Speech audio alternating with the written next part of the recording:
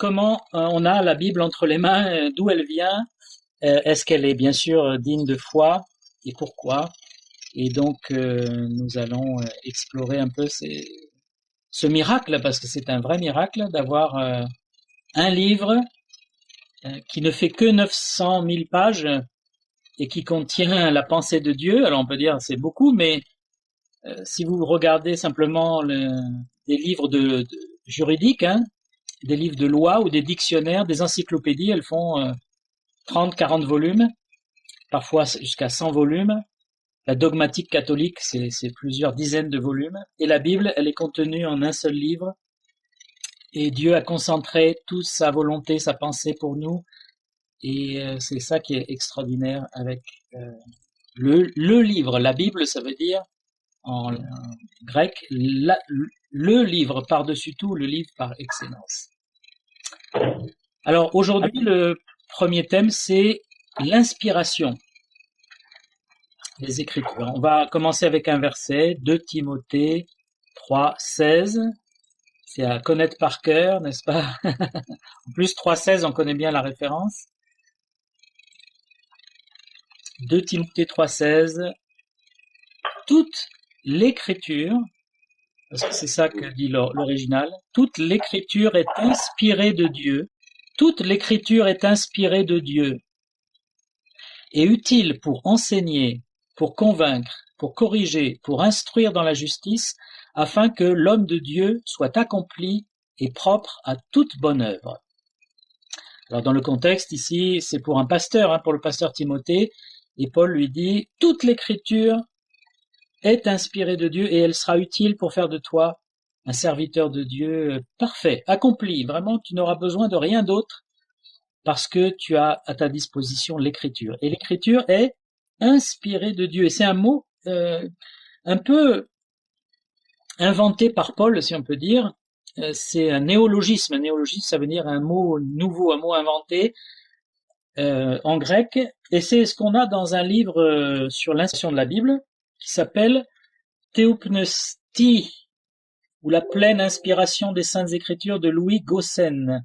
Et donc c'est un classique d'un pasteur suisse du XIXe siècle où il défend l'inspiration et l'autorité des Écritures, parce que déjà au XIXe siècle c'était attaqué. C'est un siècle où tout a été attaqué, avec Darwin, hein, qui a mis en cause la création, la Genèse, etc.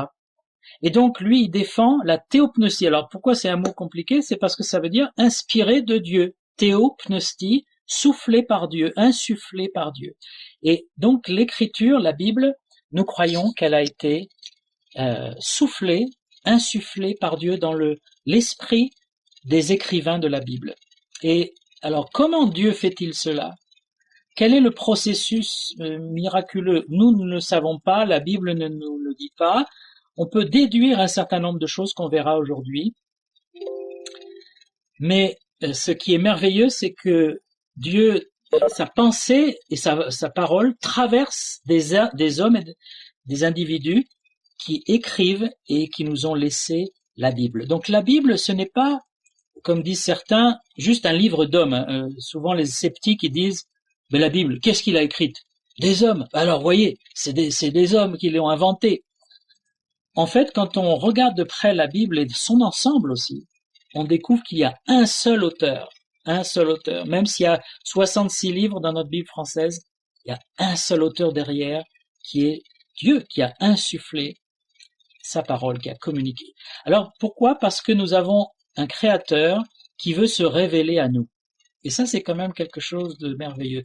Dieu n'est pas caché, ne se tient pas dans les nuages ou dans l'espace, à dire débrouillez-vous tout seul. Il y a des philosophies comme le déisme par exemple qui croient qu'il y a un créateur mais qui nous a livrés à nous-mêmes, c'est-à-dire il n'intervient plus du tout dans la création, c'est à nous de tout faire, de nous débrouiller.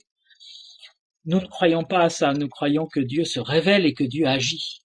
Il y a les agnostiques qui disent il y a peut-être un Dieu, mais on ne peut pas le connaître, on ne peut pas savoir qui il est, donc il faut se débrouiller, pareil, c'est un peu la même chose. Il y a peut-être un Dieu, on n'est même pas sûr, mais non, le vrai Dieu, le Créateur, s'est révélé Il veut se faire connaître à nous, il veut avoir une relation avec nous. Et pour ça, il faut qu'il nous transmette sa pensée. Mais comment faire? Dieu est infini, Dieu est parfait. Sa pensée, j'imagine, est infinie, infiniment grande, et en plus, il vit dans l'éternité. Il n'est même pas dans le temps comme nous. Comment peut-il communiquer sa pensée? Il faut vraiment, là, un miracle de la révélation, de l'inspiration des Écritures, et il va se servir justement de la pensée des hommes qui vont écrire la Bible.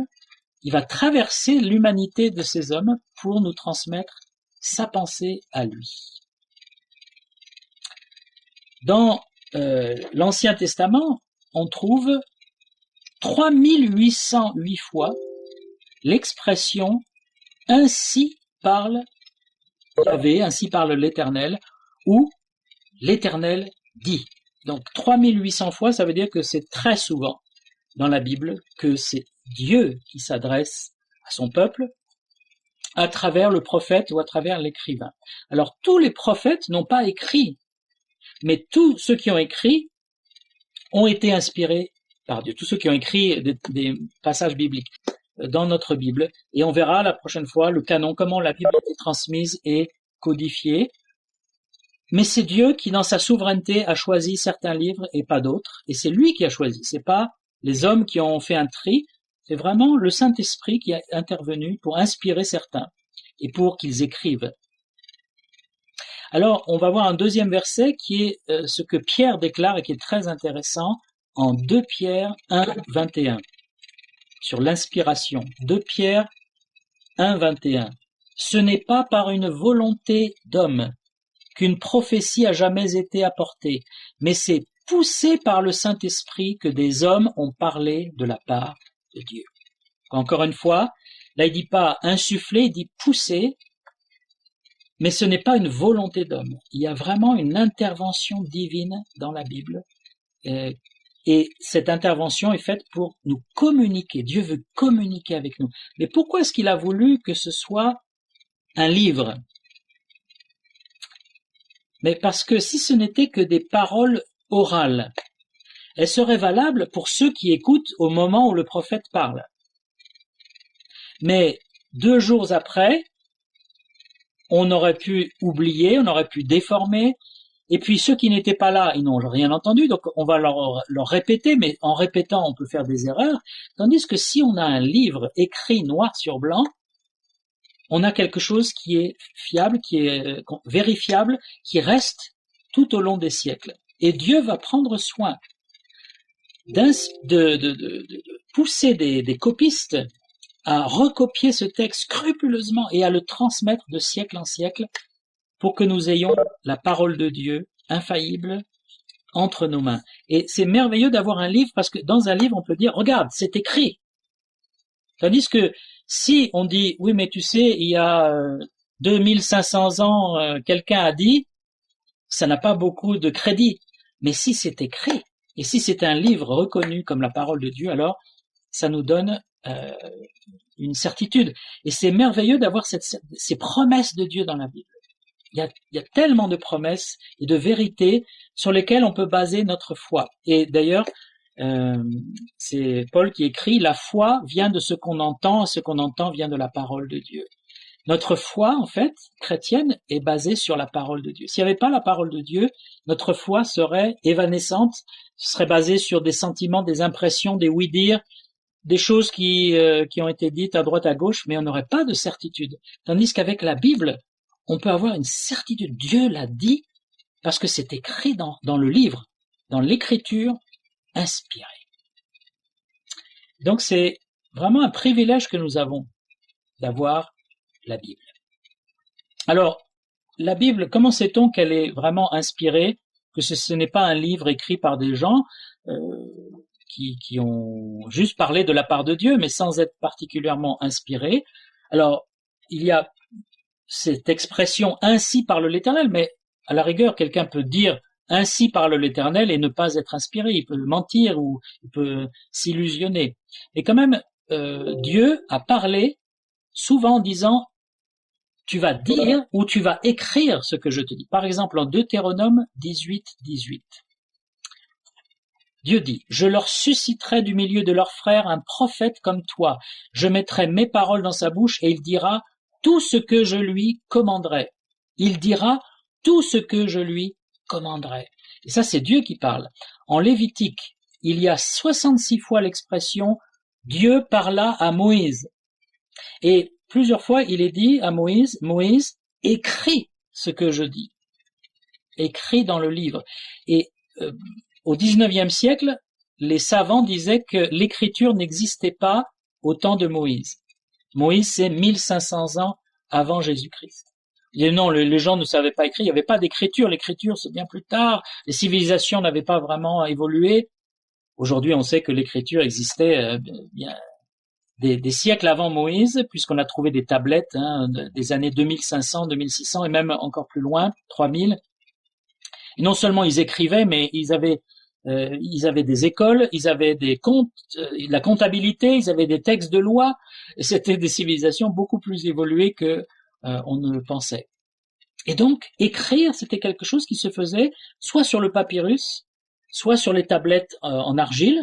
Chez les Surmériens, c'était comme ça. On avait des stylets qui gravaient des signes dans les tablettes et ensuite elles étaient cuites ou séchées et ça restait un certain temps. Dans l'Ancien Testament, toujours, David dit en 2 Samuel 23:2, « L'Esprit de l'Éternel parle par moi et sa parole est sur ma langue. » Donc, David se rendait compte qu'à certains moments, il parlait la parole de Dieu. Ceux qui ont écrit la Bible et ceux qui ont été inspirés par le Saint-Esprit pour l'écrire n'étaient pas inspirés en permanence toute leur vie. C'est-à-dire, chaque fois qu'ils ouvraient la bouche, c'était pas la parole de Dieu. Ils avaient des moments où le Saint-Esprit venait sur eux et les inspirait et les poussait. C'est ce que dit Pierre, ils étaient poussés par le Saint-Esprit. Et là, il fallait qu'ils parlent ou qu'ils écrivent, ou les deux. Et c'est quelque chose de vraiment important que Dieu ait voulu que ces choses restent et qu'elles soient inspirées en détail. On va voir comment cette inspiration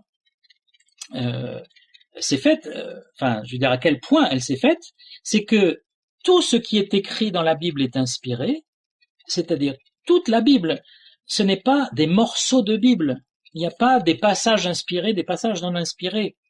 Il y a malheureusement aujourd'hui des théologiens qui disent il y a certains versets, c'est peut-être inspiré par Dieu, mais il y a d'autres, c'est vraiment des hommes, c'est des légendes, c'est faux. Tout ce qui est miraculeux, par exemple, ils pensent que ce n'est pas inspiré. Et là, il faut combattre ces erreurs. Toute la Bible, toute l'écriture est inspirée. Ça veut dire que Dieu a voulu que tous les mots qui sont dans la Bible soient là. C'est sa volonté, il avait un but. Et jusque dans les mots, et même Jésus dit jusque dans les lettres, il dit on ne retirera pas un seul iota. Et le iota, c'est la plus petite lettre grecque, pourrait nous dire Georges, c'est tout petit, c'est une petite mouche. Et Jésus voulait dire par là que la loi est là et on ne peut pas en enlever ou en retrancher ou en ajouter. Alors, qu'est-ce que ça implique que la Bible soit inspirée? Mais ça veut dire qu'elle est sans erreur. Parce que c'est Dieu qui l'inspire. Dieu ne fait pas d'erreur. Nous, on fait des erreurs. Dieu ne fait pas d'erreur. Alors là, on pourrait dire, oh là là, attention, c'est un terrain dangereux parce que si quelqu'un trouve une erreur, alors on peut éliminer la Bible. Et effectivement, le risque est là, c'est que en inspirant la Bible, Dieu a veillé qu'elle soit sans erreur. Alors, il y a des erreurs de copistes, on en parlera un peu. Quand vous recopiez, on peut faire une erreur. Il y a des erreurs de copistes différentes, mais les erreurs spirituelles, les contradictions, les erreurs historiques même, n'y sont pas. Alors il y a les chrétiens évangéliques se sont réunis à Chicago en 1982, et c'était des chrétiens fondamentalistes, c'est-à-dire qui croyaient au fondement de la foi. Ils ont publié une déclaration, 1982. Voilà ce qu'ils disent. Article 12. Nous affirmons que l'écriture dans son intégralité est sans erreur, exempte de toute fausseté, de toute fraude, de toute tromperie. Nous rejetons l'opinion qui limite l'infaillibilité de la Bible aux thèmes spirituels ou religieux et qui exclut ce qui relève de l'histoire et des sciences. Nous déclarons en outre illégitime l'emploi d'hypothèses scientifiques sur l'histoire de la Terre pour renverser l'enseignement de l'Écriture sur la création et le déluge. Alors, on voit l'importance de cet article, c'est de dire, si on pense que la théorie de l'évolution est vraie, et comme elle contredit la Genèse qui dit que c'est Dieu qui a créé, d'une certaine façon, l'homme et la terre et l'univers, alors la Genèse est à éliminer, n'est plus vraie. La Genèse est donc un conte, une légende, un mythe, une mythologie. Et ces chrétiens ont dit, nous rejetons cette idée qu'il y a des morceaux mythologiques, parce que la science moderne dirait autre chose. Nous croyons que toute la Bible est vraie, est inspirée. Il s'avère que la théorie de l'évolution est en fait une théorie, une tentative d'interpréter le monde sans Dieu. Et il y a des savants qui ont réussi à montrer d'énormes failles dans cette théorie, des points qui sont inexplicables sans l'intervention d'un Dieu créateur. Mais c'est important de tenir pour cette doctrine, oui, je crois que la Bible est sans erreur. Si vous lisez un jour ou vous feuilletez un jour des livres religieux comme les Védas, qui sont la base de la religion hindoue, ou la Bhagavad Gita, ou même le Coran, vous allez trouver des choses qui ne tiennent pas debout. Des anachronismes ou des choses vraiment tellement bizarres que là, pour le coup, on est sûr que c'est pas vrai, que c'est simplement légendaire et mythologique. Mais dans la Bible, tout ce qui est dans la Bible peut être expliqué et démontré. Et même, il y a quelque chose d'intéressant, un petit détail, ce sont les noms des rois et pharaons égyptiens. Parce que beaucoup de critiques de la Bible disent que la Bible a été écrite très tard, bien après Moïse, que Moïse n'a rien écrit, et que c'est en fait Esdras, au 8e siècle avant Jésus-Christ, qui aurait tout fait, tout inventé, tout écrit. Et il y a un linguiste américain qui s'appelle Robert Wilson, qui est mort en 1930. Il a étudié les 45 langues anciennes du Moyen-Orient. 45 langues anciennes. Et il a étudié les 24 noms de rois et pharaons que la Bible utilise. D'abord, il faut savoir une chose, c'est que les rois égyptiens n'étaient pas toujours des pharaons. À partir d'une certaine époque, on les a appelés des pharaons, mais avant, on les appelait pas pharaons. Et la Bible respecte cette idée. Certains étaient des pharaons et d'autres ce n'étaient pas. Mais ce n'est pas tout. Ces 24 noms de rois dans la Bible sont correctement orthographiés par rapport aux découvertes qu'on a faites sur place en Égypte. Or, il a vu que des historiens de l'Antiquité très connus, comme Ptolémée, Hérodote ou Diodore de Sicile, qui ont écrit sur l'Égypte, l'histoire de l'Égypte, eux ont fait des erreurs d'orthographe quand ils écrivaient ces noms. La Bible n'a pas fait ces erreurs. Et voilà ce qu'il conclut, Robert Wilson. Les copistes hébreux ont pu transcrire ces noms avec une telle précision et une telle conformité aux règles philologiques, prouvent magnifiquement leur soin, leur érudition et leur accès à des sources originales. Que les noms aient été ainsi transmis jusqu'à nous à travers tant de copies et tant de siècles dans un état aussi parfait de préservation est un phénomène sans équivalent dans l'histoire de la littérature. Et donc c'est un petit détail, mais qui montre que la Bible est exacte jusque dans les noms propres des pharaons.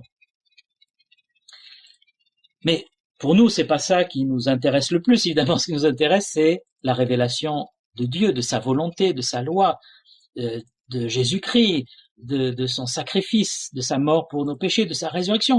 Mais tout cela est vrai aussi bien que le fait que Bethléem soit en Judée, ou que Jésus marchait en Galilée, ou que Pilate était gouverneur au temps de la mort de Jésus. Tout ça tient ensemble, c'est un tout, et tout ça est inspiré par Dieu. Alors quand on dit que la Bible est inspirée, le mot inspiré est utilisé dans la langue française. Quand on dit un chanteur ou un acteur, il était très inspiré aujourd'hui, ou même un prédicateur à l'église, Oh, il était très inspiré aujourd'hui. Alors c'est pas à ce niveau-là. Quand on dit il est très inspiré, ça veut dire vraiment il était porté par son message ou il était vraiment subjugué peut-être, un peu en transe. Mais l'inspiration de l'écriture, ce n'est pas être un peu en transe ou subjugué. C'est que le Saint-Esprit intervient dans l'esprit de la personne. Et si je dois donner une définition, l'inspiration divine, c'est l'action du Saint-Esprit qui communique l'exacte pensée de Dieu à un prophète consacré pour qu'il la transmette aux hommes de façon infaillible. Parce que si Dieu parle à quelqu'un mais que la personne ne transmet pas bien, il y a un raté. Et Dieu ne veut pas rater. Donc il va, par son Saint-Esprit, faire que la personne qui reçoit son message le transmette sans erreur. Et ça, c'est l'inspiration.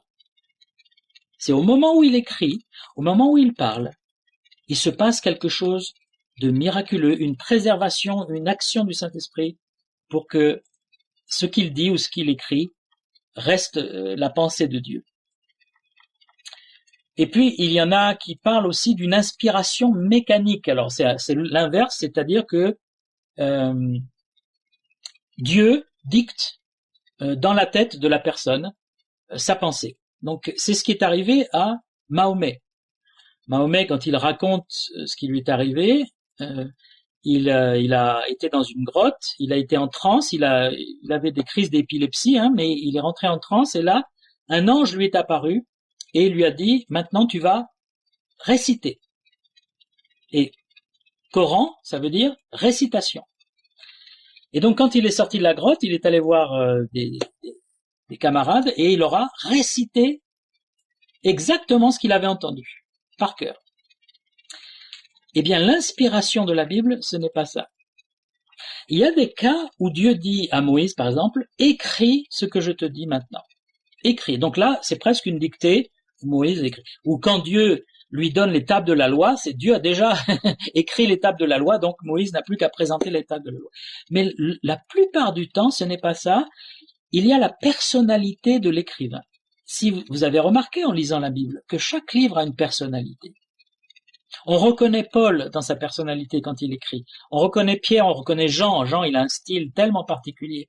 Mais même Moïse a un style particulier. Ou Jérémie a un style particulier. Les prophètes, Ésaïe et Jérémie en particulier, ils sont très imagés. Vraiment, quand ils parlent, on dirait qu'ils peignent des tableaux en permanence tellement ils sont imagés dans leur façon d'écrire. Et ça, c'est leur personnalité. Donc Dieu traverse la personnalité tout en veillant à ce tout ce qu'il dit soit vrai et inspiré. Comment Dieu fait-il ça? Nous ne savons pas. Mais c'est ce qui fait que la Bible est un livre varié et riche. C'est ce n'est pas une dictée mécanique, il y a une personnalité. Mais là où on voit qu'il y a un seul auteur, malgré toutes ces personnalités, c'est que le message est le même, de la Genèse à l'Apocalypse. Il y a même une progression chronologique. La Genèse, c'est le commencement, l'Apocalypse, c'est la fin. Au milieu, il y a la chute de l'homme, mais il y a la rédemption, et tout concourt à l'arrivée du Messie. Toutes les prophéties pointent vers le Messie, et Jésus accomplit toutes ces prophéties sur lui. Il y a vraiment une unité dans la Bible qui est miraculeuse. Entre Moïse et Jean, il y a 1600 ans, 16 siècles. Et pas seulement 1600 ans, mais il y a des écarts géographiques. Et puis Moïse était un homme érudit, élevé à la cour de Pharaon, un homme de loi, on pourrait dire. Mais Pierre était un pêcheur, un patron pêcheur. Et il y avait des cultivateurs qui ont écrit, il y a des rois, il y a des musiciens. Il y avait toutes sortes de personnes qui ont écrit parce que c'est le Saint-Esprit qui est intervenu. Et donc, il y a aussi une théorie que nous n'acceptons pas, c'est l'inspiration partielle. Il y a une théorie qui dit que la Bible contient la parole de Dieu, mais qu'elle n'est pas, tous les mots ne sont pas la parole de Dieu. Et c'est-à-dire, il y a un message global qu'il faut trouver, mais que la Bible, que chaque phrase n'est pas inspirée par Dieu. Donc on ne voit pas pourquoi on dit ça, de quel droit on peut dire ça, ou elle est totalement inspirée ou elle n'est pas du tout, mais parce qu'en fait c'est une facilité pour choisir les textes qui nous arrangent ou qui nous arrangent pas. Alors, mais on peut se poser la question, mais qu'en est-il des textes d'exécration ou des textes où c'est le diable qui parle ou des récits de viol? Il y a des récits de viol dans la Bible. Hein. Comment Dieu a-t-il pu inspirer ces choses-là? Comment le Saint-Esprit? Mais parce que le Saint-Esprit décrit des choses. Il n'imagine pas, c'est pas un roman. Il décrit la méchanceté de l'être humain pour l'amener à se repentir, justement, à lui montrer ce qui ne va pas, et pour nous donner les choses à ne pas faire. Mais ce n'est pas parce qu'il y a ces choses-là que ce n'est pas inspiré par Dieu. Quand Dieu cite le diable, ce n'est pas pour dire qu'il faut croire ce qu'il nous dit. Quand le diable parle avec Jésus, on sait bien que le diable est un menteur. Nous croyons donc que l'inspiration est entière et totale. Et la preuve, pour nous, l'épreuve que la Bible est inspirée, je l'ai dit, c'est l'unité de la Bible. Il y a un seul Dieu, un seul Sauveur, un seul Messie, une seule solution. Le salut est toujours par la grâce et par la foi. Et contrairement à ce que certains pensent, le salut n'est pas par les œuvres dans l'Ancien Testament et par la grâce dans le Nouveau. Non. Dans l'Ancien Testament, on était sauvé par la foi aussi. Abraham a été justifié par sa foi, et quand on était sous la loi de Moïse, on était sauvé par les sacrifices, par la foi au sacrifice des animaux. On n'était pas sauvé en mettant en pratique les 10 commandements. Et dans le Nouveau Testament, bien sûr, on est sauvé par la foi en Jésus qui est venu. Mais il n'y a pas seulement l'unité, il y a aussi l'harmonie totale, c'est-à-dire que tout va dans le même sens, tout est complémentaire, il n'y a pas de contradiction entre les livres de la Bible.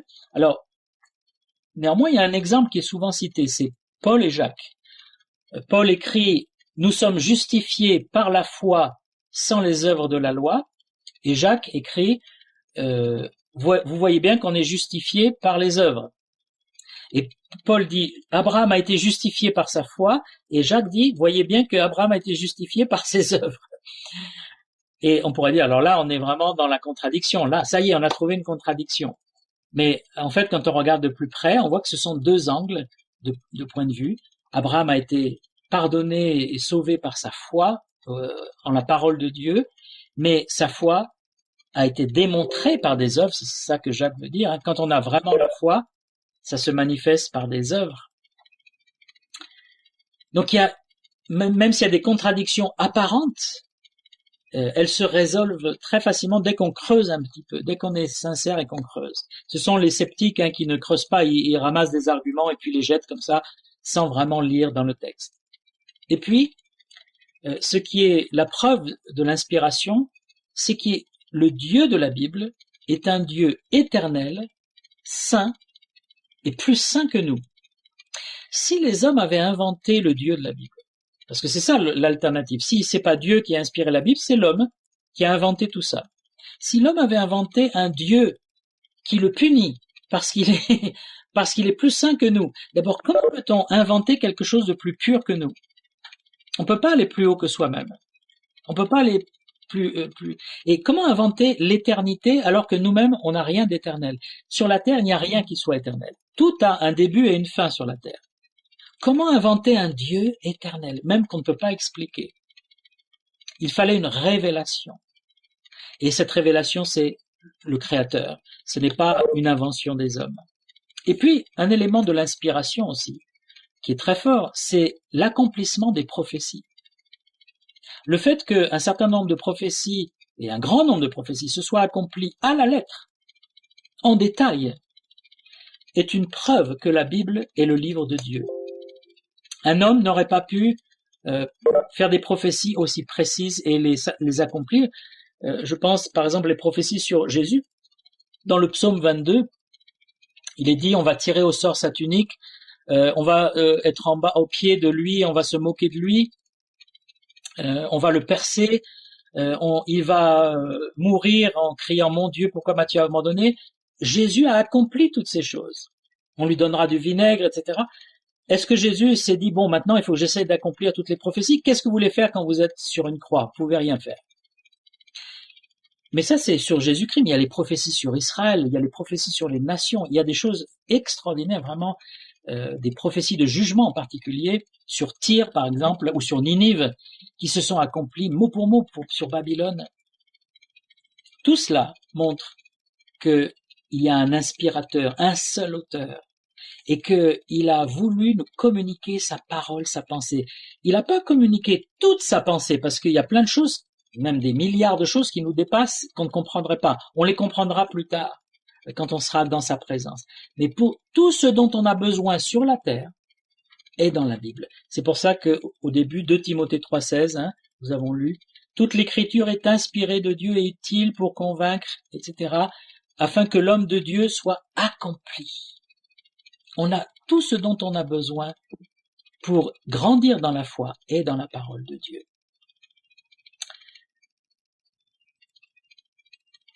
Alors, nous arrivons à la fin de cette première étude sur l'inspiration.